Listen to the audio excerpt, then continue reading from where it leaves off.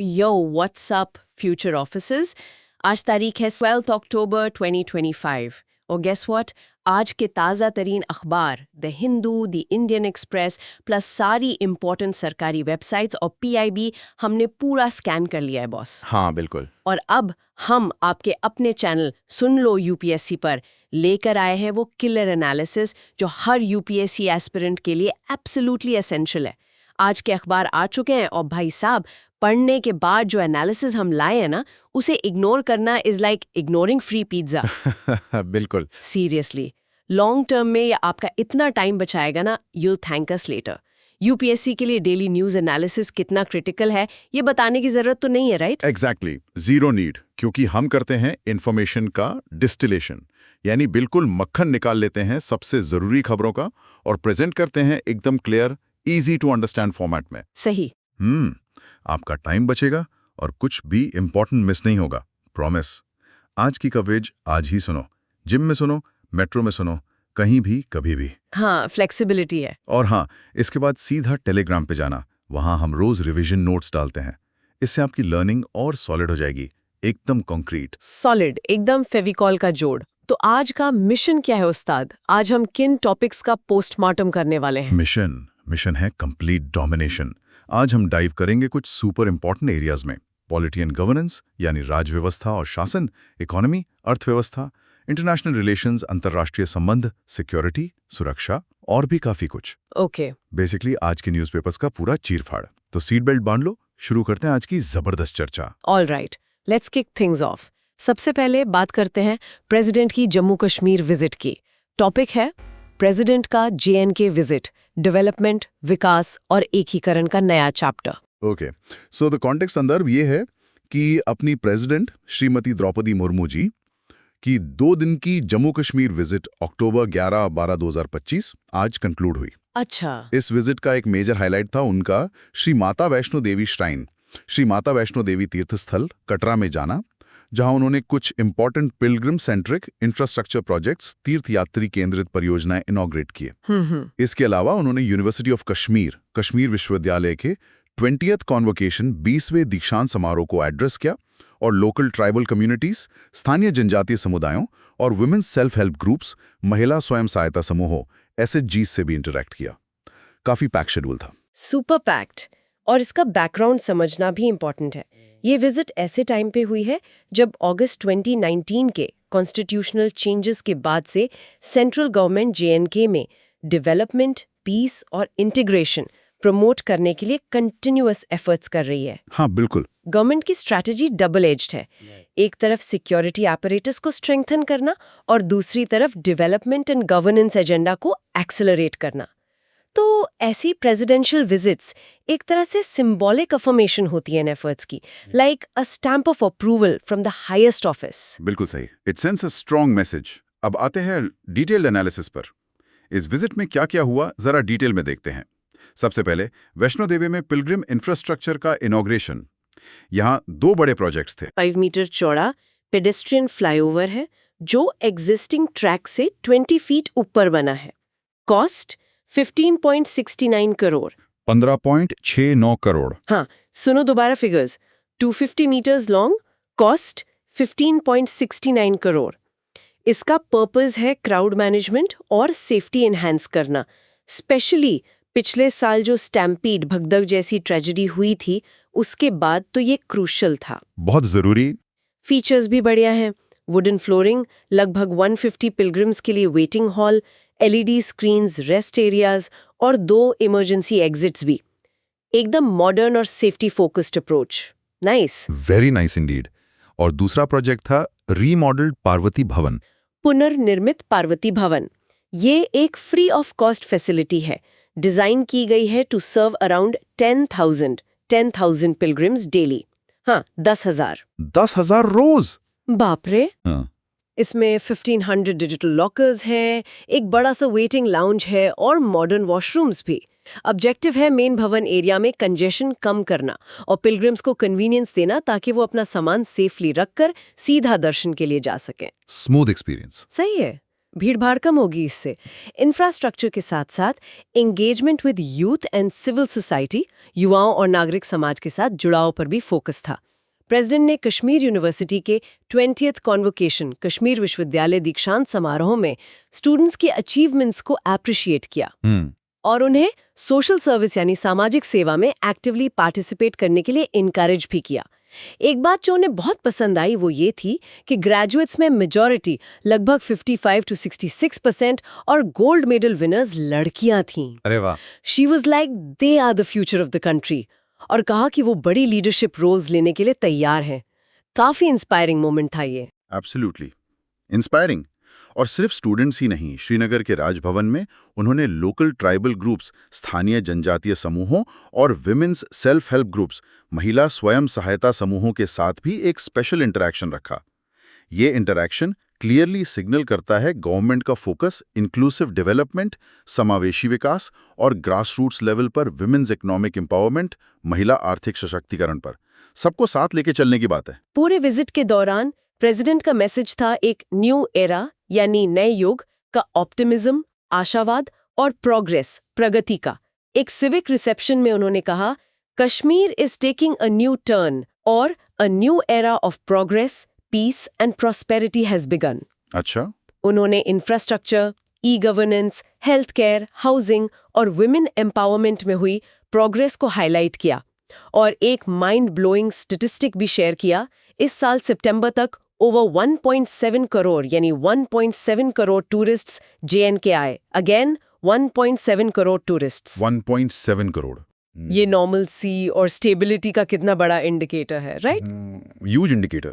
लेकिन हर कहानी के दो पहलू होते हैं। इस पॉजिटिव नैरेटिव के साथ पॉलिटिकल सबटेक्स्ट भी है। ये डेवलपमेंट प्रोजेक्ट्स सिर्फ कन्वीनियंस नहीं है, ये स्ट्रेटेजिक मूव्स हैं to showcase the benefits of integration, एकीकरण के लाभ, और build legitimacy for government policies. ये नैरेटिव पुश करने की कोशिश है कि यूनियन के साथ रहने से ही शांति और समृद्धि आती है। Interesting point. लेकिन जैसा कि होता है, ग्राउंड रियलिटीज थोड़ी कॉम्प्लेक्स होते हैं। इसी विजिट के टाइम PDP चीफ ने अलेज किया कि उन्हें प्रेसिडेंट की विजिट के सिक्योरिटी प्रोटोकॉल्स की वजह से घर से बाहर निकलने से रोका गया। अच्छा, ये भी हुआ? हाँ, अब ये इंसिडेंट JNK में गवर्नेंस की ड्युअलिटी को हाईलाइट करता है। एक तरफ जोर शोर से डेवलपमेंट और नॉर्मलसी लाने की कोशिश है, वहीं दूसरी तरफ एक सेंसिटिव सिक्योरिटी एनवायरनमेंट, संवेदनशील सुरक्षा माहौल अभी भी एग्जिस्ट करता है, जिसके लिए स्ट्रिक्ट मेजर्स लिए जाते हैं, जो कभी-कभी पॉलिटिकली रिस्ट्रिक्टिव, राजनीतिक रूप से प्रतिबंधात्मक भी लग सकते हैं।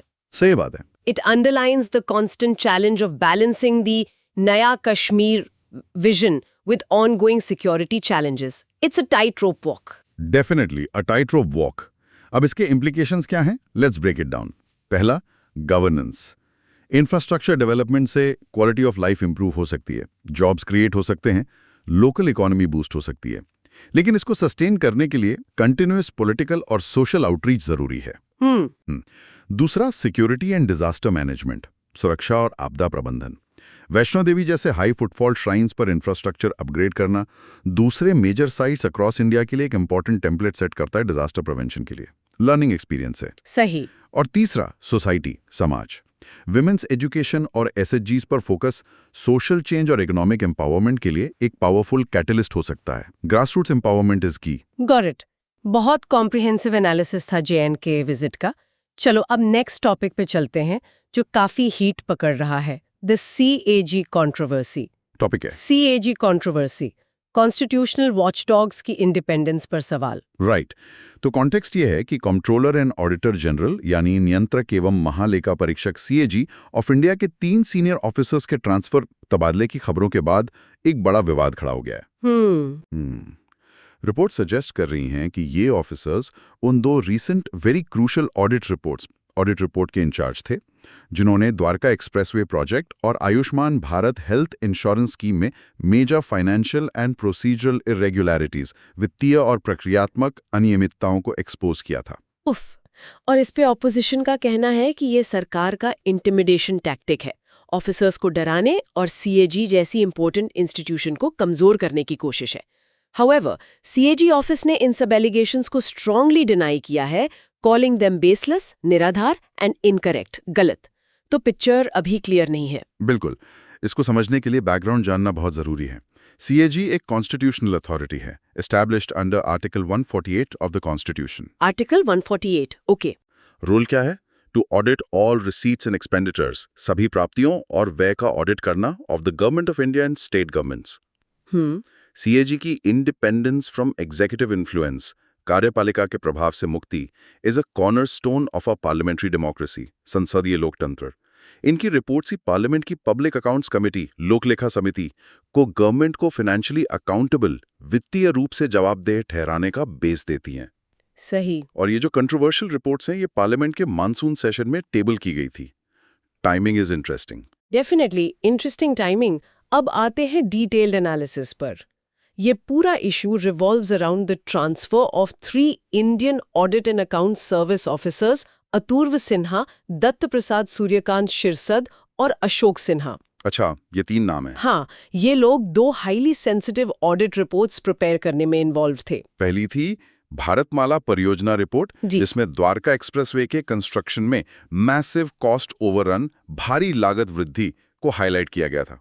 रिपोर्ट में कहा गया कि cabinet committee on economic affairs CCEA आर्थिक मामलों की मंत्रिमंडलीय समिति ने एवरेज कॉस्ट अप्रूव की थी 18.2 करोड़ रुपए पर किलोमीटर। सिर्फ 18.2 करोड़? हाँ, लेकिन national highway authority of India ने एलिवेटेड कैरेजवे चूज किया, जिसकी वजह से एक्चुअल कॉस्ट बलून होके 250 करोड़ रुपए, 250 करोड़ पर किलोमीटर से भी ज्यादा हो गई। 250 करोड़, बाप रे। सुनिए फिगर्स दोबारा। अप्रूव्ड कॉस्ट 18.2 करोड़, 18.2 करोड़ पर किलोमीटर।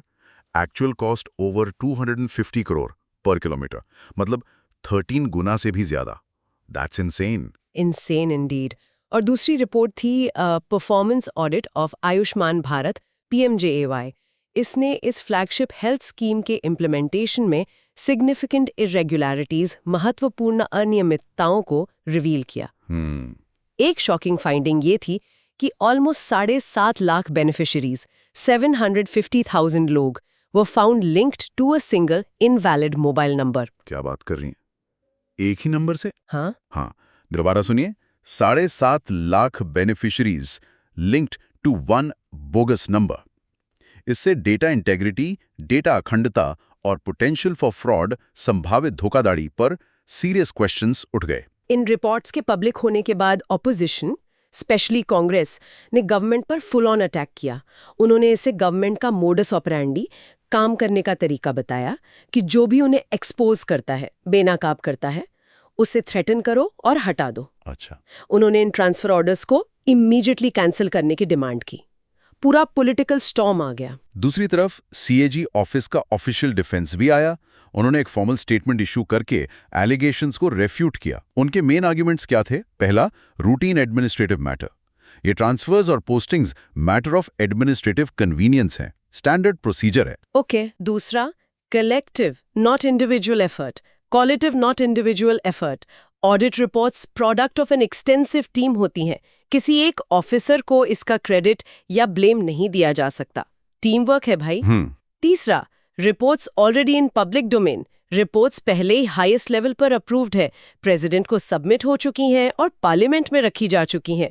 तो अब ट्रांसफर से रिपोर्ट पे क्या फर्क पड़ेगा? देखिए, प्रोसीजरली CAG का एक्सप्लेनेशन टेक्निकली करेक्ट हो सकता है। ट्रांसफर्स रूटीन होते हैं, लेकिन यहाँ deeper questions on institutional integrity, संस्थागत अखंडता पर गहरे सवाल उठते हैं, स्पेशली टाइमिंग को लेकर। हाँ, टाइमिंग तो सस्पिशियस है। ये जो ट्रांसफर्स पॉलिटिकली इनकन्वीनियंट रिपोर्ट्स के ठीक बाद हुए हैं, जिससे परसेप्शन, धारणा बनती है एग्जीक्यूटिव प्रेशर, कार्यकारी दबाव की, और CAG जैसी इंस्टीट्यूशन के लिए जिसकी क्रेडिबिलिटी, विश्वसनीयता, उसकी इम्पीचेबल इंडिपेंडेंस, निष्पक्ष स्वतंत्रता पर डिपेंड करती है। Perception is often as important as reality. धारणा अक्सर वास्तविकता जितनी ही महत्वपूर्ण होती है। बिल्कुल।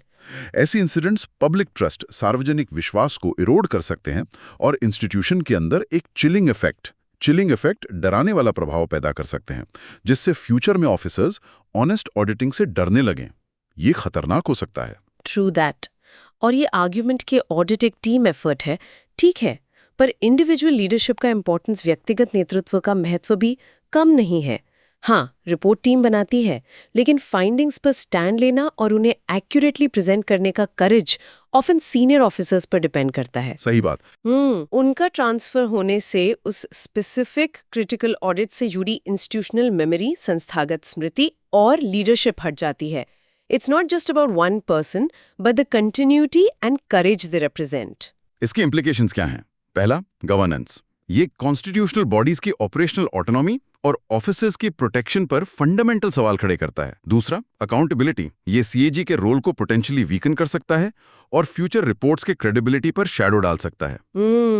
तीसरा, यूपीएससी एस्पिरेंट्स। ये जीएस पेपर 2 के लिए एक क्रूशियल केस स्टडी है। Functioning of constitutional bodies, separation of powers, mechanisms to ensure transparency and accountability. इसको नोट कर लीजिए। Definitely noted. अब चलते हैं इंटरनेशनल रिलेशंस की तरफ। टॉपिक है India China talks enduring stalemate. Okay, so the context is, India और चाइना ने 9-10 अक्टूबर 2025 को Chushul Moldo border meeting point पर 20th राउंड की corps commander level military talks complete की हैं। 20वां राउंड, इतनी बार? हाँ, 20वां। ये टॉक्स ईस्टर्न लद्दाख में 3 ईयर से ज्यादा पुराने मिलिट्री कन्फ्रंटेशन, सैन्य टकराव को रिजॉल्व करने के लिए थी। लेकिन result, the talks ended without any significant breakthrough on the remaining friction points. शेष घर्षण बिंदुओं, मतलब the stalemate continues. Status quo साय इंडीड। इसका बैकग्राउंड मई 2020 में शुरू हुआ था, जब ईस्टर्न लद्दाख में line of actual control LAC पर current military stand off start हुआ। जून 2020 में गलवान वैली में वायलेंट क्लैश के बाद टेंशन स्काई हाई हो गए थे, जिसमें दोनों साइड्स के सोल्जर्स शहीद हुए थे। हाँ, वो तो बहुत दुखद था। उसके बाद से मल्टीपल राउंड्स ऑफ मिलिट्री और डिप्लोमेटिक टॉक्स हुई हैं, जिसके थ्रू कुछ एरियाज लाइक पैंगोंग सो, गोगरा और हॉट स्प्रिंग से सक्सेसफुली डिसएंगेजमेंट हुआ है। ट्रूप्स पीछे हटे हैं, बट कुछ की इश्यूज अभी भी अनरिजॉल्व्ड हैं। अब देखते हैं डिटेल्ड एनालिसिस, विस्तृत विश्लेषण, इस 20th राउंड का आउटकम क्या रहा। इंडिया के मिनिस्ट्री ऑफ एक्सटर्नल अफेयर्स, विदेश मंत्रालय MEA के ऑफिशियल स्टेटमेंट ने टॉक्स को Frank, open and constructive diplomatic भाषा। हाँ, बिल्कुल। दोनों sides agreed to maintain the momentum of dialogue and negotiations through relevant military and diplomatic mechanisms. संबंधित सैन्य और राजनयिक तंत्रों के माध्यम से संवाद और वार्ता की गति बनाए रखने पर सहमत हुए। लेकिन ये डिप्लोमेटिक लैंग्वेज है। Behind the scenes official sources ने कंफर्म किया कि there was no forward movement, कोई प्रगति नहीं हुई, और नो सिग्निफिकेंट ब्रेक थ्रू, कोई महत्वपूर्ण सफलता नहीं मिली। बेसिकली जहां थे वही हैं। तो की स्टिकिंग पॉइंट्स कौन से हैं? प्राइमरी अनरिजॉल्व्ड इश्यूज हैं देपसांग प्लेन्स और डेमचौक में स्टैंड ऑफ। इन एरियाज में चाइनीज ट्रूप्स इंडियन पेट्रोल्स को उनके ट्रेडिशनल पेट्रोलिंग पॉइंट्स तक एक्सेस करने से ब्लॉक कर रहे हैं। अच्छा, ये 2 जगह मेन इशू है। हाँ, देपसांग और डेमचौक। इंडिया ने इन इश्यूज को रिजॉल्व करने पर पुश किया, पर चाइना माना नहीं। और इंडिया की डिमांड सिर्फ स्पेसिफिक पॉइंट्स पर डिसएंगेजमेंट से आगे की है। इंडिया की comprehensive D-escalation demand. New Delhi consistently एक 3 स्टेप प्रोसेस डिमांड कर रहा है फॉर रिस्टोरिंग पीस। 3 स्टेप्स क्या है वो? पहला, disengagement, immediate withdrawal of troops from face to face situations at all remaining friction points. पहले आमने सामने से हटो। दूसरा, deescalation, pulling back the large number of troops and heavy weaponry, भारी हथियार like tanks, artillery deployed in forward areas along the LAC sector. भारी सामान पीछे ले जाओ। ओके। तीसरा, de-induction, withdrawal of the additional forces brought into the theater, restoring the pre-April 2020 status quo. April 2020 से पहले की यथास्थिति, जो एक्स्ट्रा फौज लाए थे उसे वापस भेजो। मतलब पूरी तरह से पुरानी स्थिति बहाल करो। Exactly. चाइना ने अभी तक इस कॉम्प्रिहेंसिव फ्रेमवर्क पर एग्री नहीं किया है। वो पीसमील अप्रोच चाहता है। और इंडियाज ऑफिशियल स्टैंस, भारत का आधिकारिक रुख ऑन बायलैटरल रिलेशंस एकदम क्लियर है। इंडिया ने बॉर्डर सिचुएशन को ओवरऑल रिलेशनशिप से फर्मली लिंक किया है। गवर्नमेंट ने रिपीटेडली कहा है कि bilateral relations cannot be normal unless there is peace in the border areas. Border पे शांति होगी तभी बाकी बातें नॉर्मल होंगी। सिंपल। ये जो लैक ऑफ ब्रेक थ्रू है आफ्टर 20 राउंड्स ऑफ टॉक्स, ये एक फंडामेंटल शिफ्ट इंडिकेट करता है स्ट्रेटेजिक एनवायरनमेंट में एलएसी पर। सिचुएशन शायद एक temporary crisis level stand of से एक न्यू नॉर्मल, नई सामान्य स्थिति की तरफ ट्रांजिशन कर रही है, characterised by heavy and permanent militarisation. भारी और स्थायी सैन्यीकरण, ये तो चिंता की बात है। हाँ, दोनों साइड्स ने 50,000 से ज्यादा ट्रूप्स, 50,000 से ज्यादा, और एडवांस्ड वेपनरी आगे डिप्लॉय कर रखी है और बॉर्डर इंफ्रास्ट्रक्चर को सिग्निफिकेंटली अपग्रेड किया है। ये लॉन्ग हॉल की तैयारी रखती है, एक परमानेंट टेंस बॉर्डर। चाइना की स्ट्रैटेजी को कुछ experts talk and hold strategy कह रहे हैं। मतलब ये कि कंटिन्यूअस टॉक्स करके बीजिंग दुनिया को दिखाता है कि वो रीजनेबल है, सॉल्यूशन चाहता है, लेकिन साइमल्टेनियसली वो डी-एस्केलेशन और स्टेटस को रेस्टोरेशन जैसे मेजर इशू पर कंसीड करने से रिफ्यूज करके अपने टेरिटोरियल गेन्स, क्षेत्रीय लाभ को कंसोलिडेट करने और अपनी टर्म्स पर नए बफर जोन क्रिएट करने की कोशिश कर रहा है।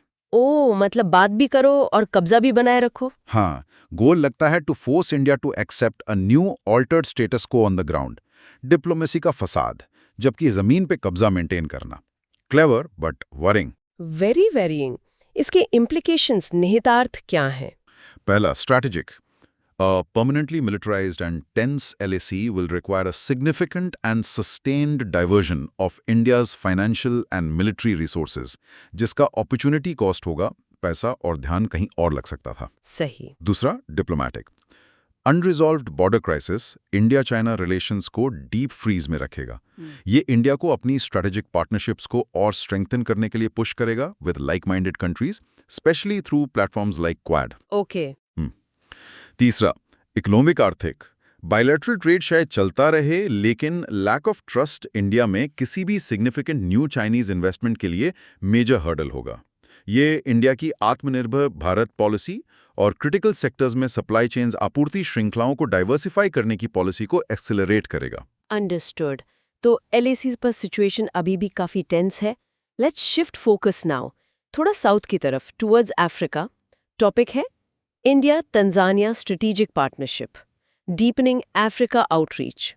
अफ्रीका आउटरीच को गहरा करना। हाँ, ये पॉजिटिव डेवलपमेंट है। कॉन्टेक्स्ट ये है कि इंडिया और तंजानिया ने अपने बायलेटरल रिलेशनशिप को एलिवेट करके स्ट्रेटेजिक पार्टनरशिप का दर्जा दे दिया है। अच्छा, स्ट्रेटेजिक पार्टनरशिप। हाँ, द सिग्निफिकेंट अनाउंसमेंट हुई during the state visit of Tanzanian president her excellency Samia Suluhu Hassan to India from October 8 to 11, 2025। President Hassan को जवाहरलाल नेहरू यूनिवर्सिटी JNU जवाहरलाल नेहरू विश्वविद्यालय ने ऑनररी डॉक्टरेट की उपाधि भी प्रदान की। Big honours. Big honours Indeed.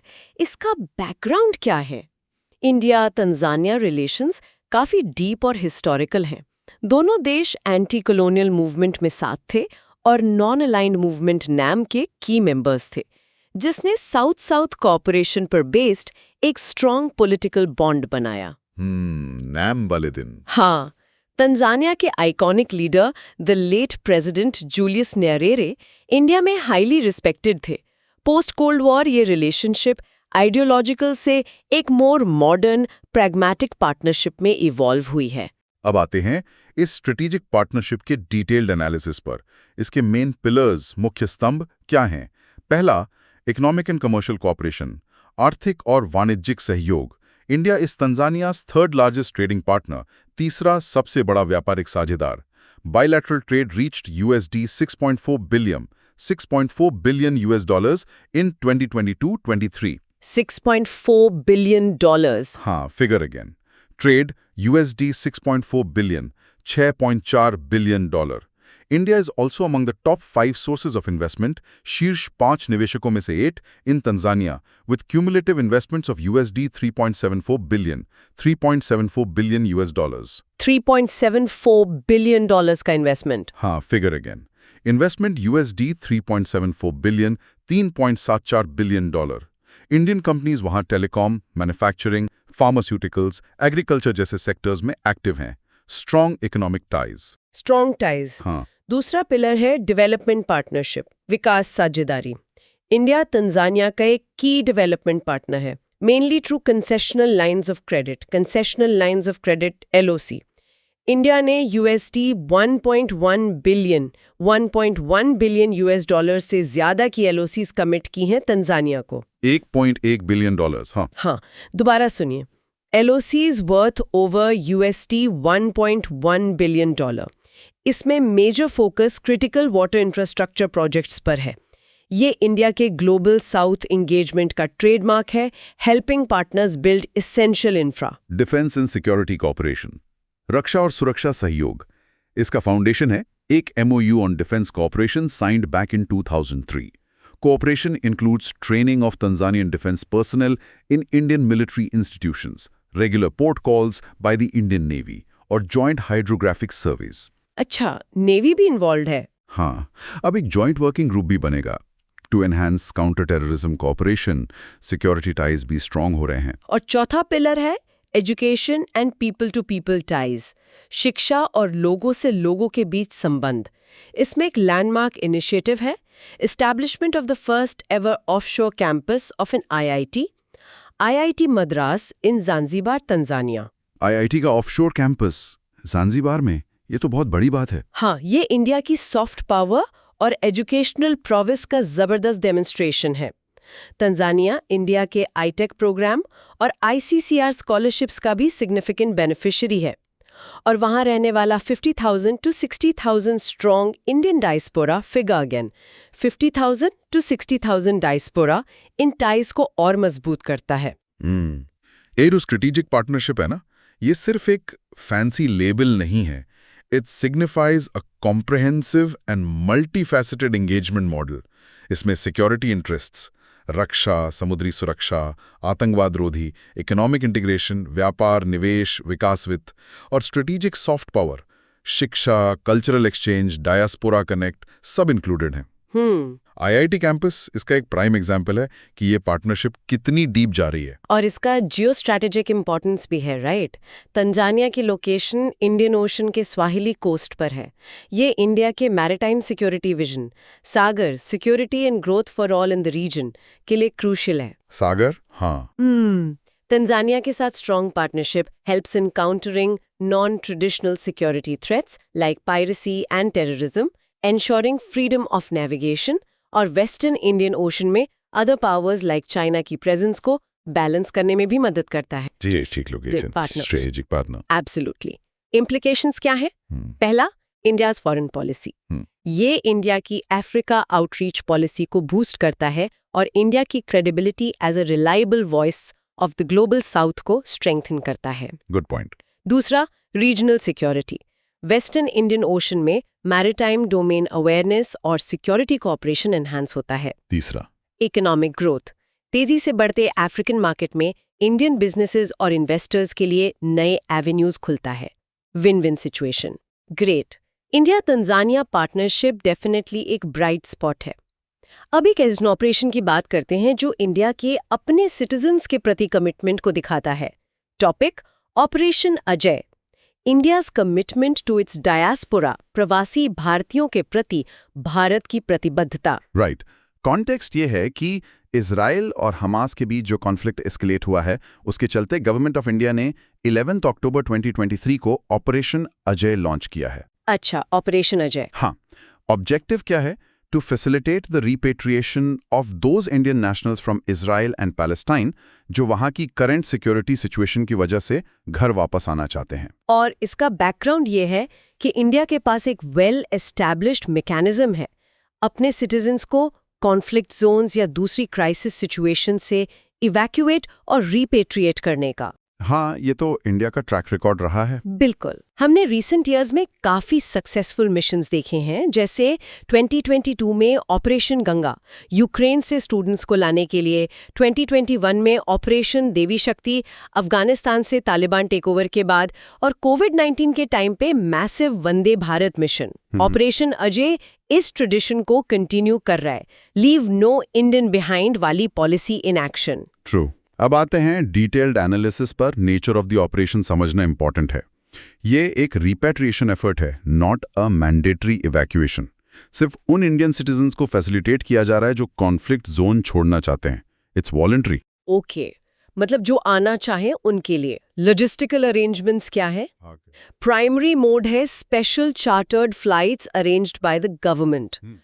पहली फ्लाइट 12 अक्टूबर को तेल अवीव से 212 इंडियन नेशनल्स को लेकर डिपार्ट हुई। 212 लोग पहली फ्लाइट में। हाँ, figure again.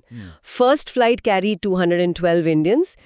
Indian navy ships को भी स्टैंड बाय पर रखा गया है इनकेस जरूरत पड़े तो। मल्टी प्रोंग्ड अप्रोच है। Scale of the Indian community उस रीजन में काफ़ी सिग्निफिकेंट है।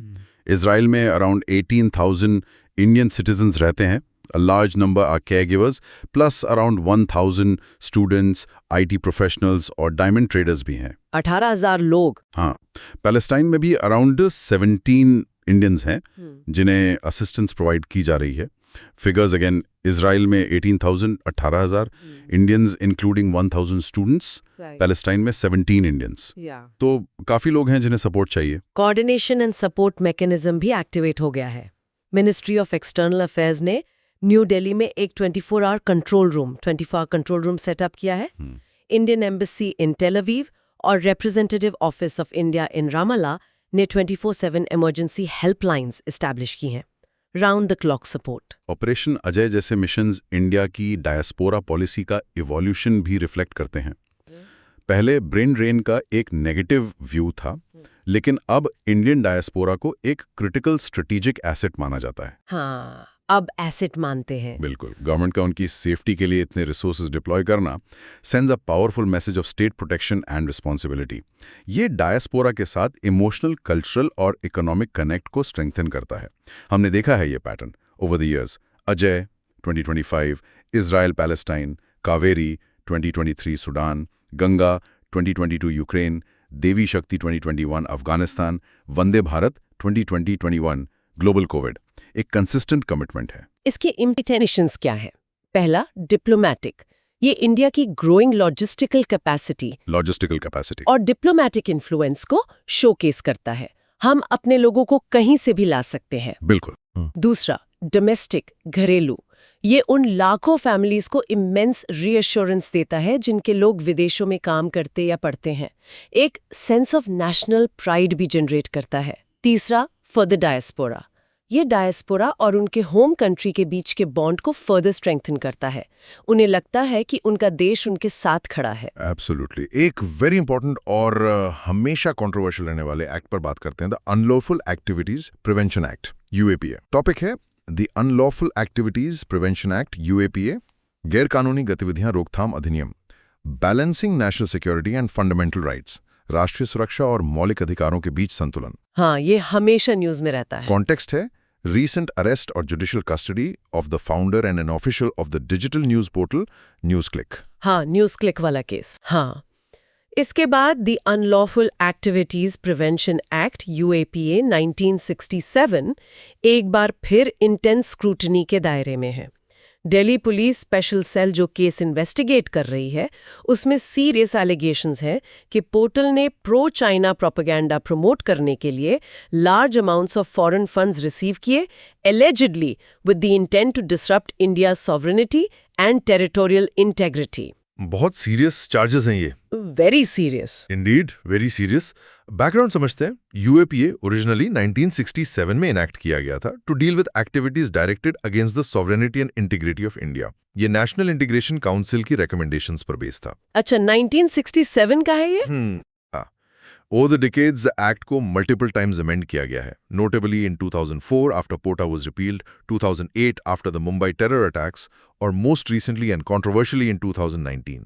2019 वाला अमेंडमेंट काफी विवादित था। हाँ, इन अमेंडमेंट्स ने यूएपीए को एक कॉम्प्रिहेंसिव और पोटेंट एंटी टेररिज्म लॉ बना दिया है। तो इसके की प्रोविजंस, प्रमुख प्रावधान क्या हैं जो इसे इतना स्ट्रिंजेंट बनाते हैं? Let's break them down. पहला, broad definition of terrorist act. Section 15, section 15 provides a very wide definition. Any act committed with intent to threaten India's unity, integrity, security or sovereignty or to strike terror in the people. काफी broad scope है। दूसरा, designation of individuals as terrorists. Designation of individuals as terrorists, ये 2019 का amendment particularly controversial है। इसने central government को power दी to designate individuals as terrorists in addition to organizations without trial, बिना ट्रायल के। हाँ, बिना मुकदमे के। पहले सिर्फ ऑर्गेनाइजेशंस को बैन कर सकते थे, अब इंडिविजुअल्स को भी टेररिस्ट लेबल कर सकते हैं। सुनिए दोबारा। 2019 amendment allows designating individuals as terrorists without trial.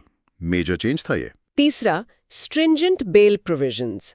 Section 43D5, Section 43D5 makes it extremely difficult for the accused to get bail. Bail shall not be granted if the court believes that the accusations are prima facie true. मतलब अगर court को पहली नजर में लगे कि आरोप सही हैं, तो बेल नहीं। हाँ, ये effectively reverses the principle of bail is the rule, jail is the exception. Basically bail लेने के लिए अक्यूज्ड को अपनी इनोसेंस प्रूफ करनी पड़ती है, जो नॉर्मल लॉ के ऑपोजिट है।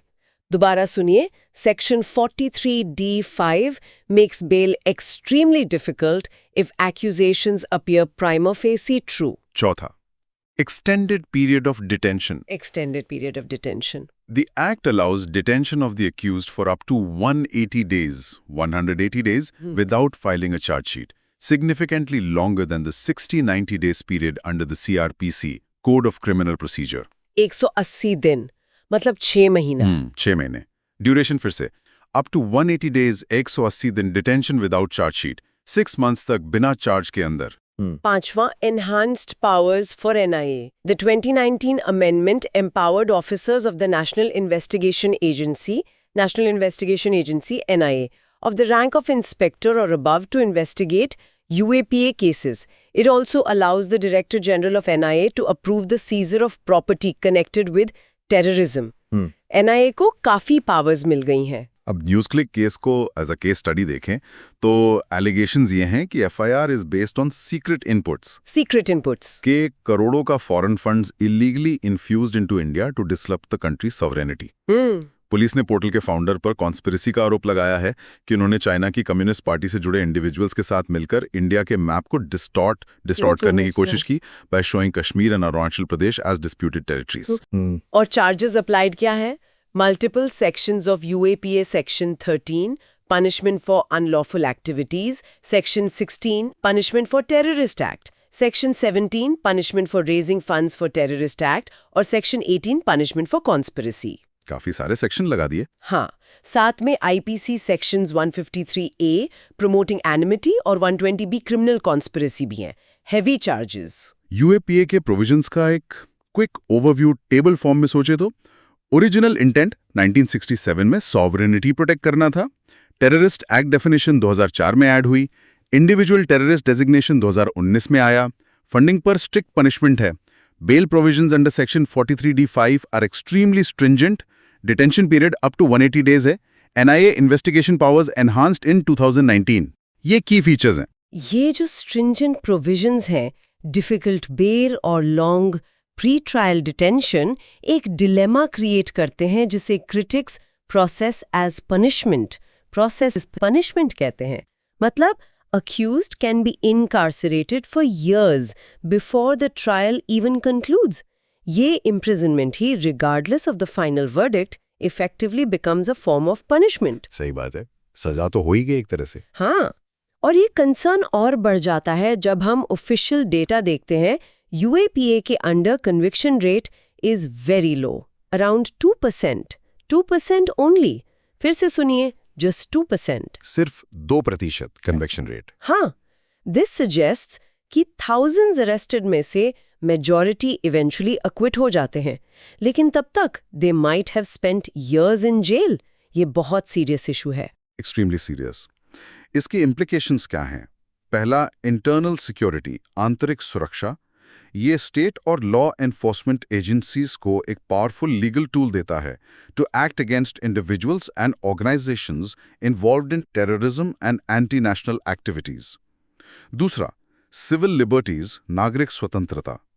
एक्ट की ब्रॉड डेफिनेशंस और stringent procedural clauses pose significant challenges to fundamental rights, especially Article 21, right to life and liberty, जीवन और स्वतंत्रता का अधिकार, and Article 19, freedom of speech and expression, भाषण और अभिव्यक्ति की स्वतंत्रता। हाँ, आर्टिकल 19 और 21 पर असर पड़ता है। बिल्कुल। इसके जर्नलिस्ट, एकेडमिक्स, एक्टिविस्ट के खिलाफ यूज होने से मिसयूज के एलिगेशंस लगते रहे हैं for stifling dissent. Stifling dissent, असहमति को दबाना। तीसरा, for the judiciary. Judiciary often has to perform the difficult balancing act between the imperatives of national security cited by the executive and the constitutional guarantees of fundamental rights. बहुत delicate balance है ये। Indeed. अब governance के एक और aspect पर चलते हैं, focusing on tribal welfare. Tribal welfare topic है। Governance for tribal welfare, role of state commissions, राज्य आयोगों की भूमिका। हाँ जी। कॉन्टेक्स्ट ये है कि महाराष्ट्र के चीफ मिनिस्टर ने अनाउंस किया है कि स्टेट गवर्नमेंट एक डेडिकेटेड कमीशन कॉन्स्टिट्यूट करेगी फॉर शेड्यूल्ड ट्राइब्स एसटीज। अच्छा, सिर्फ एसटीज के लिए अलग कमीशन? हाँ, ऑब्जेक्टिव है एक मोर फोकस्ड इंस्टीट्यूशनल मैकेनिज्म बनाना to address the specific issues faced by tribal communities in the state and promote their welfare. Okay, इसका बैकग्राउंड क्या है? Indian Constitution provides several safeguards for the protection and advancement of STs. National level पर Article 338A provides for the National Commission for Scheduled Tribes, National Commission for Scheduled Tribes, NCST. Article 338A NCST के लिए। हाँ, Article 338A, याद रखिएगा। कई states ने अपने state level commissions भी सेटअप किए हैं for grievance redressal and welfare monitoring at the local level. Maharashtra में करंटली एक joint Maharashtra state commission for scheduled castes and scheduled tribes है, एस्टैब्लिश्ड इन 2005। ये नई अनाउंसमेंट स्पेसिफिकली एसटीज के लिए एक सेपरेट बॉडी बनाने की बात करती है, फोकस बढ़ाने की कोशिश है। अब डिटेल्ड एनालिसिस, विस्तृत विश्लेषण में देखें कि rationale for a separate commission, separate आयोग का औचित्य क्या है। Tribal communities often face unique challenges related to land alienation, forest rights, displacement due to development projects, access to education and healthcare, और अपनी distinct cultural identities का preservation। हाँ, उनके मुद्दे काफी अलग होते हैं। बिल्कुल। एक separate commission in specific issues पर स्पेशलाइज्ड एक्सपर्टीज डेवलप कर सकता है, टेलर मेड अप्रोच। तो इस प्रपोज न्यू कमीशन की पोटेंशियल रोल्स एंड फंक्शंस, संभावित भूमिकाएं और कार्य क्या हो सकती है? लाइकली एनसीएसटी और एग्जिस्टिंग जॉइंट स्टेट कमीशन के फ्रेमवर्क पर बेस्ड होंगी। रोल्स में इंक्लूड हो सकता है monitoring and investigation, studying socio-economic, educational, cultural conditions of STs, investigating specific complaints, policy advice, participating in the planning process for tribal development, advising the state government on formulation of schemes, reviewing existing policies, और भी roles हो सकते हैं जैसे legal safeguards, reviewing the implementation of protective legislations like the Prevention of Atrocities Act 1989 and the Forest Rights Act 2006, ensuring laws are working on the ground. Service matters, inquiring into complaints regarding service matters, appointment, promotion, discrimination concerning ST government employees. अच्छा, सरकारी नौकरियों वाले मामले भी। हाँ, और inclusion, exclusion, making recommendations to the state government regarding inclusion or exclusion of specific communities from the list of scheduled tribes. Significance of state-level commissions, राज्य स्तरीय आयोगों का महत्व क्या है? ये grassroots governance में important role play करते हैं. They are more accessible to individuals and communities within the state. State administrative machinery के साथ डायरेक्टली एंगेज कर सकते हैं और लोकल और रीजन स्पेसिफिक इश्यूज को मोर इफेक्टिवली एड्रेस कर सकते हैं। दिल्ली दूर है, स्टेट कमीशन पास है। हाँ, एक्सेसिबिलिटी एक बड़ा फैक्टर है, लेकिन सिर्फ कमीशन बना देना is not enough. Factors for success, सफलता के कारक क्या हैं? उसे sufficient financial and administrative autonomy मिलनी चाहिए। उसकी रिकमेंडेशंस को स्टेट गवर्नमेंट द्वारा ड्यू वेटेज दिया जाना चाहिए और कमीशन में ऐसे इंडिविजुअल्स अपॉइंट होने चाहिए जिन्हें ट्राइबल इश्यूज की डीप अंडरस्टैंडिंग हो, तभी ये इफेक्टिव होगा। Got it. इसके इम्प्लीकेशंस, निहितार्थ। पहला, ट्राइबल वेलफेयर, जनजातीय कल्याण, potential for more focused policy making, better monitoring of welfare schemes and faster grievance redressal. दूसरा, governance, a step towards more specialized and decentralized governance for vulnerable sections. तीसरा, political, राजनीतिक, often carries political significance seen as a response to long pending demands of tribal communities. बिल्कुल। और अब finally चलते हैं economy की तरफ। टॉपिक है IMF economic outlook, India as a global bright spot, वैश्विक उज्ज्वल स्थान। Good news. कॉन्टेक्स्ट ये है कि इंटरनेशनल मॉनेटरी फंड IMF ने अपनी latest world economic outlook WEO report October 2025 में इंडिया की GDP growth forecast for the current financial year FY24 को अपग्रेड करके 6.3% कर दिया है। 6.3%। ये तो अच्छी खबर है। हाँ, फिर से सुनिए, 6.3%, 6.3%। ये अपग्रेड ऐसे टाइम पे आया है जब ग्लोबल इकोनॉमिक आउटलुक काफी स्लगिश बना हुआ है। ये इंडिया की position as one of the fastest growing major economies को रीइंफोर्स करता है। हम चमक रहे हैं। बिल्कुल। बैकग्राउंड ये है कि ग्लोबल इकोनॉमी काफी हेडविंड से गुजर रही है। Lingering effects of the covid pandemic, supply chain disruptions from the Ukraine war, persistent inflationary pressures और aggressive monetary tightening by central banks worldwide। हाँ, ग्लोबल सीन तो ठीक नहीं है। हाँ, इस ग्लोबल अनसर्टेनिटी के बीच इंडिया की economic performance has been a subject of keen interest. सबकी नजर हम पर है। डिटेल्ड एनालिसिस देखते हैं। India's growth forecast upgraded, Bharat का विकास पूर्वानुमान उन्नत। IMF ने FY 2023-24 के लिए इंडिया की GDP ग्रोथ प्रोजेक्शन को 6.1% से 20 बेसिस पॉइंट्स बढ़ाकर 6.3% कर दिया है। फिगर दोबारा, India's FY 24 growth forecast upgraded to 6.3%, 6.3%। अच्छा। और नेक्स्ट फाइनेंशियल ईयर 2024-25 के लिए भी ग्रोथ फोरकास्ट 6.3% ही प्रोजेक्ट किया गया है। Consistent growth. Reason for revision क्या है? प्राइमरी ड्राइवर है stronger than expected consumption demand during the April June quarter of the financial year. Domestic demand strong है बॉस। इन्फ्लेशन आउटलुक पर IMF का एस्टिमेट है कि इंडिया की retail inflation will average 5.5% in the current fiscal year, falling to 4.6% next year. Okay, inflation कम होने का अनुमान है। हाँ, current account deficit is expected to be 1.8%, 1.8% of GDP.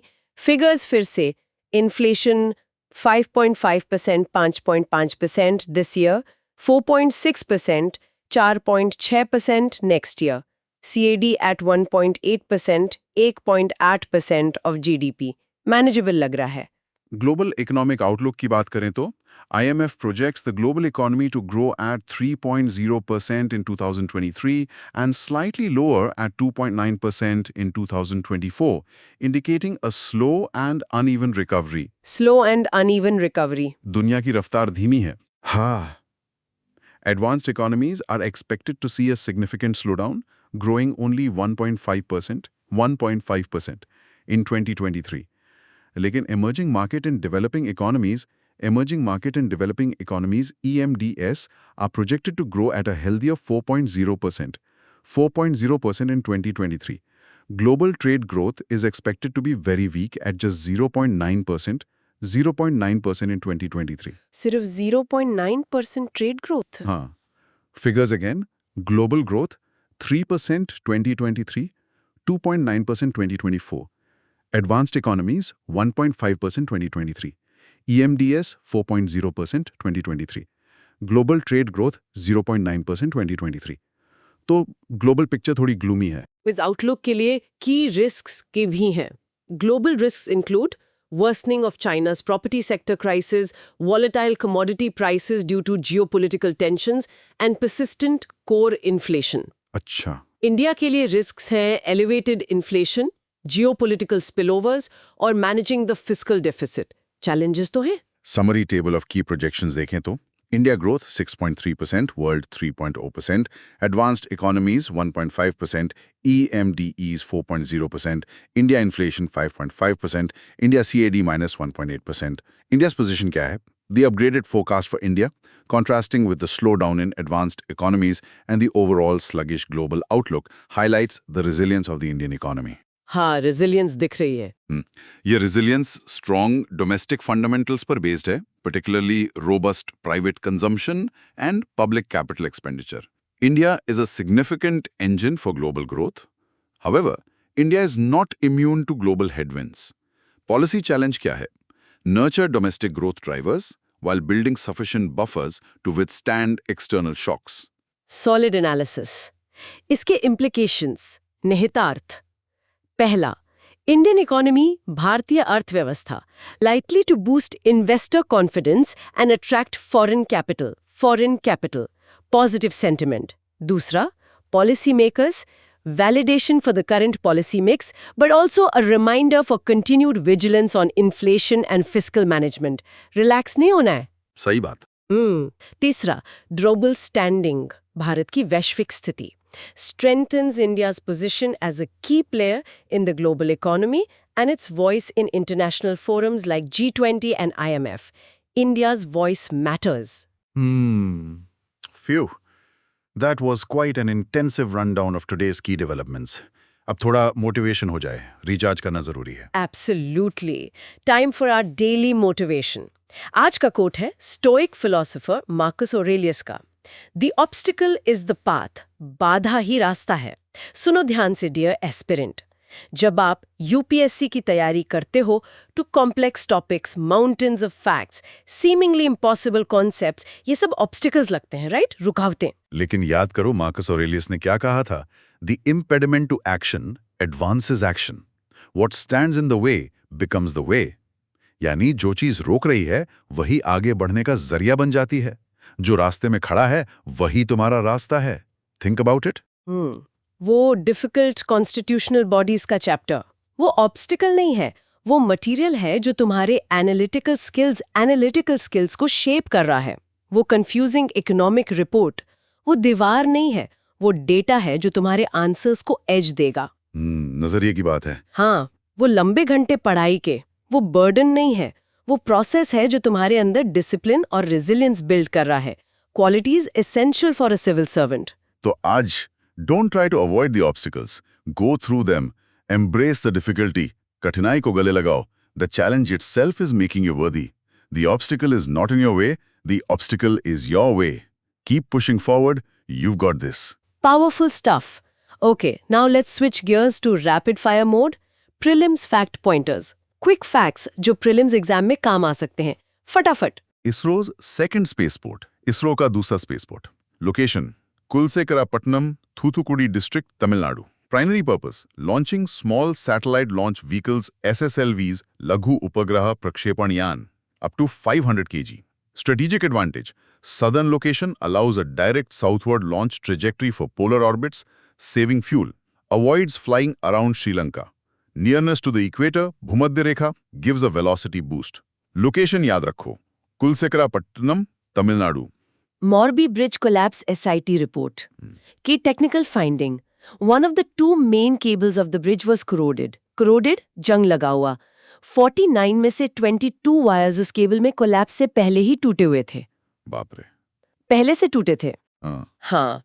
Lapses bye Oreva group, पुराने सस्पेंडर्स को नए के साथ वेल्ड करना, लकड़ी के प्लैंक्स को हेवियर एल्यूमिनियम डेक से बदलना बिना लोड टेस्टिंग के, एडमिनिस्ट्रेटिव लैप्सेस, मोरबी म्युनिसिपैलिटी द्वारा जनरल बोर्ड अप्रूवल के बिना कॉन्ट्रैक्ट देना, multiple failures. Pathankot attack mastermind killed. Person: Shahid Latif, senior commander of Jaish-e-Mohammed, JEM. Role: alleged mastermind of the 2016 Pathankot Air Force Base attack. Incident: shot dead by unknown assailants in a mosque in Diska town, Sialkot district, Pakistan. North east express derailment, north east express पटरी से उतरी। ठीक। Location near Raghunathpur station in Buxar district, Bihar. Preliminary cause: railway's internal assessment points to a fault in the track. Official investigation by Commissioner of Railway Safety, CRS, who functions under the Ministry of Civil Aviation. Note this reporting structure. अच्छा, CRS Civil Aviation का under है। Interesting. NIA probe in Manipur में NIA जांच। Mandate: National Investigation Agency, NIA, राष्ट्रीय जांच agency, is probing at least 4 militant groups, 3 Kuki, 1 Zomi, for their alleged role in Manipur unrest. Groups named Kuki National Army, KNA, Zomi Revolutionary Army, ZRA, Kuki National Front, Nehlun Faction, United Kuki Liberation Army. Allegation basis: cross-border conspiracy aiming to create an independent Chin Kuki Zomi state carved out from Manipur, Bangladesh and Myanmar. Two groups under Probe and KNA, ZRR under a tripartite suspension of operation, so agreement with the center and state governments. Interesting dynamic. Gaganyaan mission updates. Vyom-Mitra, female-looking half-humanoid robot developed by ISRO, will fly on unmanned test missions. Crew Escape System, CES, critical safety mechanism to eject the crew module to a safe distance in case of an emergency during launch or ascent. ISRO is testing this. Example TVD-1 mission. Important take for human spaceflight. Alright, facts done. अब time है mains practice questions का. दिमाग की बत्ती जलाओ. CAG की कार्यात्मक स्वतंत्रता पर चिंताएं फिर से सामने आई हैं। CAG को उपलब्ध संवैधानिक सुरक्षा उपायों पर चर्चा करें और इसकी स्वायत्तता ऑटोनॉमी को और मजबूत करने के उपाय सुझाएं। GS paper 2, 250 words. भारत चीन सीमा गतिरोध में प्रमुख बाधाओं का विश्लेषण करें। LAC के बढ़ते सैन्यकरण के दीर्घकालिक रणनीतिक निहितार्थ क्या हैं? GS paper 2, 250 words. Bharat Tanzania संबंधों को रणनीतिक साझेदारी स्ट्रेटेजिक पार्टनरशिप तक बढ़ाना भारत की अफ्रीका नीति के विकास को दर्शाता है। इसके महत्व और हिंद महासागर क्षेत्र में तंजानिया के भू रणनीतिक महत्व जियो स्ट्रेटेजिक इंपॉर्टेंस पर विस्तार से बताएं। GS paper 2, 250 words. गैर कानूनी गतिविधियां रोकथाम अधिनियम UAPA अक्सर राष्ट्रीय सुरक्षा और मौलिक अधिकारों के बीच संतुलन को लेकर बहस छेड़ता है। अधिनियम के तहत जमानत और व्यक्तियों को आतंकवादी के रूप में नामित करने के कड़े प्रावधानों का आलोचनात्मक परीक्षण करें। Solid questions. अब time for the daily MCQ quiz. Let's see कितना याद रहा। रेडी? गैर कानूनी गतिविधियां रोकथाम अधिनियम UAPA 1967 के संदर्भ में निम्नलिखित में से कौन सा से कथन सही है? 1. 2019 के संशोधन ने केंद्र सरकार को संगठनों के अलावा व्यक्तियों को भी आतंकवादी के रूप में नामित करने का अधिकार दिया। 2. अधिनियम के तहत आरोप पत्र दाखिल किए बिना आरोपी को 90 दिनों तक हिरासत में रखा जा सकता है। 3. अधिनियम की धारा 43D(5) के तहत जमानत प्रावधान सामान्य दंड प्रक्रिया संहिता के प्रावधानों की तुलना में कम सख्त हैं। A केवल 1, B केवल 1 और 2, C केवल 2 और 3, D 1, 2 और 3। 5 सेकंड का पॉज। सही उत्तर है A केवल 1। एक्सप्लेनेशन। स्टेटमेंट 1 सही है, 2019 संशोधन ने यह किया। स्टेटमेंट 2 गलत है, अवधि 180 दिनों तक है, 90 नहीं।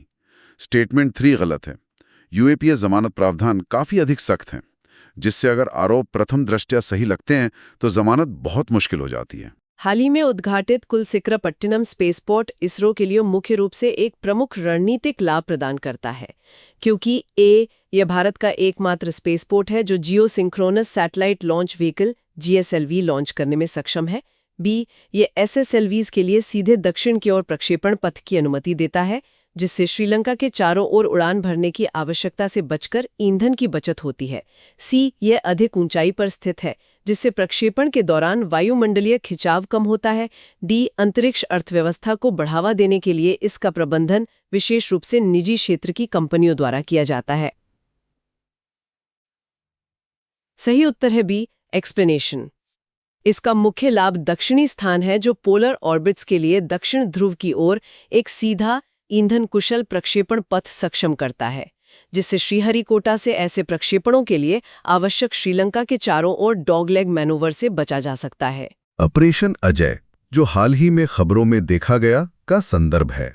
A LAC पर विश्वास बहाली के लिए भारत और चीन के बीच एक सैन्य अभ्यास। B इजराइल और फिलिस्तीन के संघर्ष प्रभावित क्षेत्रों से भारतीय नागरिकों को वापस लाने की एक पहल। C मणिपुर में उग्रवाद का मुकाबला करने के लिए एनआईए द्वारा एक विशेष अभियान। डी, अफगानिस्तान में भूकंप पीड़ितों को मानवीय सहायता प्रदान करने का एक मिशन।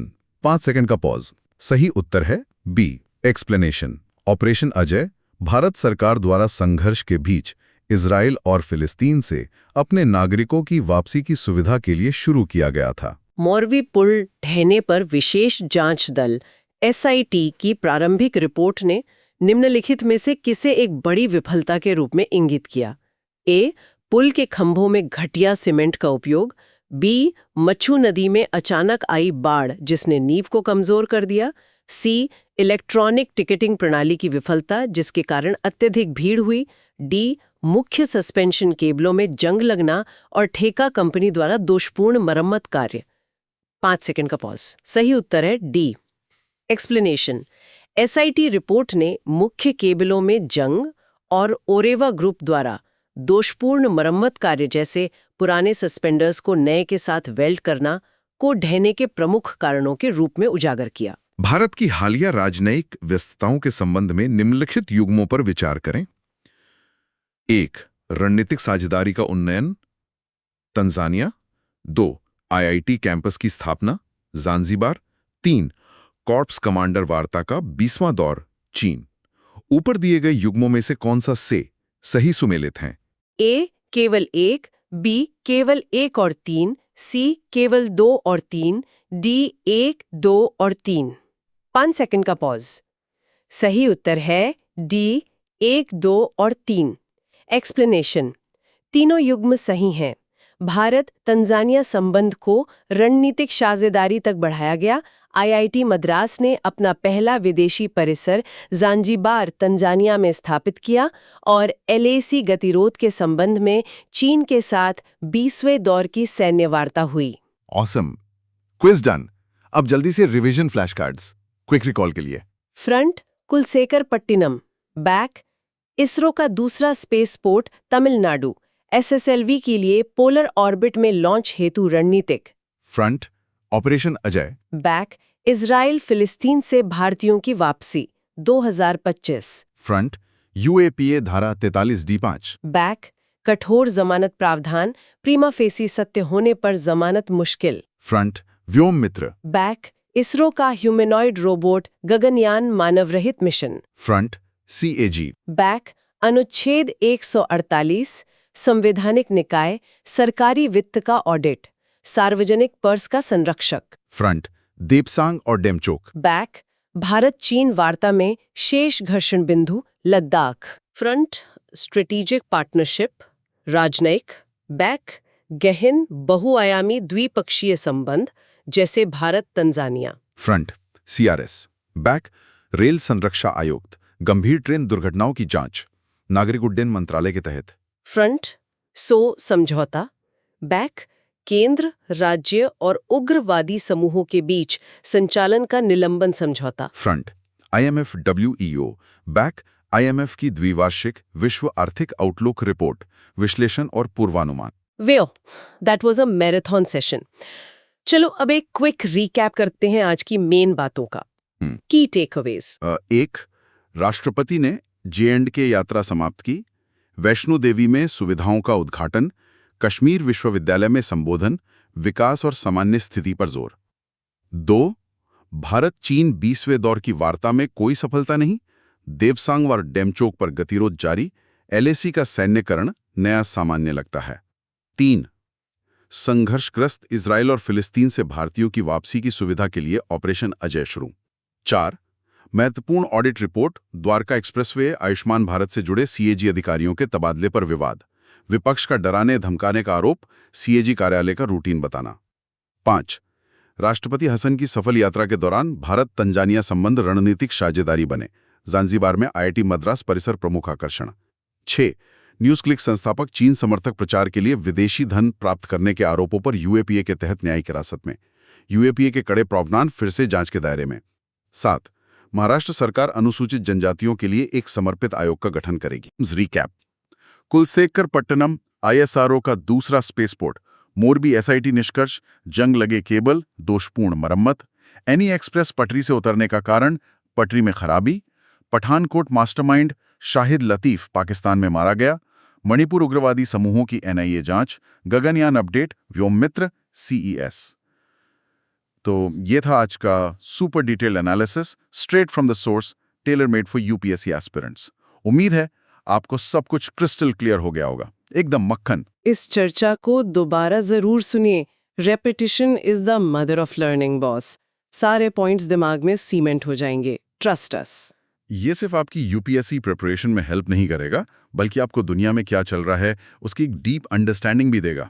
और knowledge is power, feel the power. और अगर आपको हमारा ये एफर्ट, ये काम पसंद आया तो प्लीज प्लीज प्लीज हमारे YouTube चैनल सुन लो यूपीएससी को लाइक करो, शेयर करो अपने फेलो एस्पिरेंट्स के साथ। अपने सवाल और थॉट्स कमेंट्स में लिखो, हम पढ़ते हैं। और हाँ, सब्सक्राइब करना तो बनता है, वो बेल आइकन भी दबा देना ताकि कोई भी अपडेट मिस ना हो। और एक स्पेशल बात, आप सिर्फ 299 रुपीज में हमारी मेंबरशिप ज्वाइन कर सकते हैं और सभी डिटेल्ड एनालिसिस वीडियोस का एक्सेस पा सकते हैं। It's a steal deal. और अगर आप हमें एक्स्ट्रा सपोर्ट दिखाना चाहते हैं तो सुपर थैंक्स का ऑप्शन भी है। आपके छोटे से कंट्रीब्यूशन से हमें इस चैनल को लॉन्ग टर्म में सस्टेनेबल बनाने में बहुत हेल्प मिलेगी। Every bit counts. इसके साथ कीप लर्निंग, कीप ग्रोइंग। जय हिंद।